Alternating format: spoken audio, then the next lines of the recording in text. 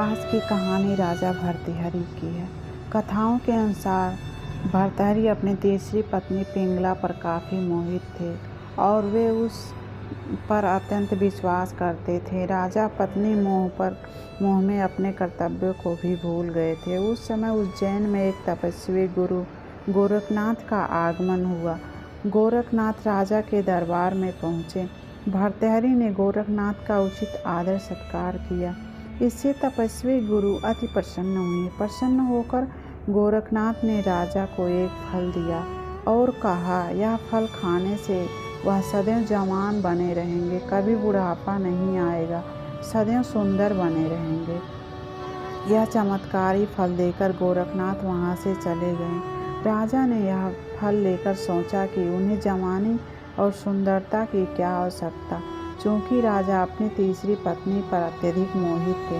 अतः उन्होंने सोचा कि यदि यह फल पिंगला खा लेगी तो वह सदैव सुंदर और जवान बनी रहेगी। यह सोचकर राजा ने पिंगला को वह फल दे दिया। रानी पिंगला भर्तृहरि पर नहीं बल्कि उसके राज्य के कोतवाल पर मोहित थी। यह बात राजा नहीं जानते थे। जब राजा ने वह चमत्कारी फल रानी को दिया तो रानी ने सोचा कि यह फल यदि कोतवाल खाएगा तो वह लंबे समय तक उसकी इच्छाओं की पूर्ति कर सकेगा।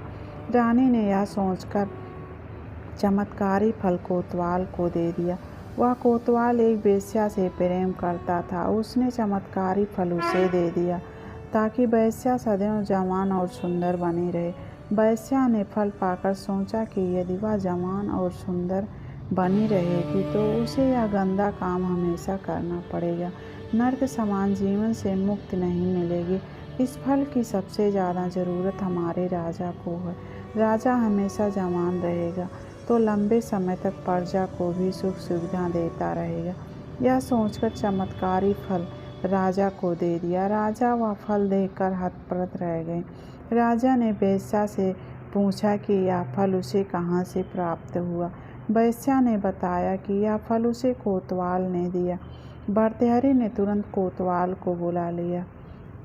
सख्ती से पूछताछ करने पर कोतवाल ने बताया कि यह फल उसे रानी पिंगला ने दिया। जब भर्तृहरि को पूरी सच्चाई मालूम हुई तो वह समझ गया कि पिंगला उसे धोखा दे रही है। पत्नी के धोखे से भर्तृहरि के मन में वैराग्य जाग गया और वे अपना संपूर्ण राज विक्रमादित्य को सौंपकर उज्जैन की एक गुफा में आ गए।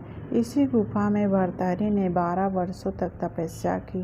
राजा भर्तृहरि की कठोर तपस्या से देवराज इंद्र भयभीत हो गए। इंद्र ने सोचा कि भर्तृहरि वरदान पाकर स्वर्ग पर आक्रमण करेंगे। यह सोचकर इंद्र ने भर्तृहरि पर एक विशाल पत्थर गिरा दिया। तपस्या में बैठे भर्तृहरि ने उस पत्थर को एक हाथ से रोक लिया और तपस्या में बैठे रहे। इसी प्रकार कई वर्षों तक तपस्या करने से उस पत्थर पर भर्तृहरि के पंजों का निशान बन गया।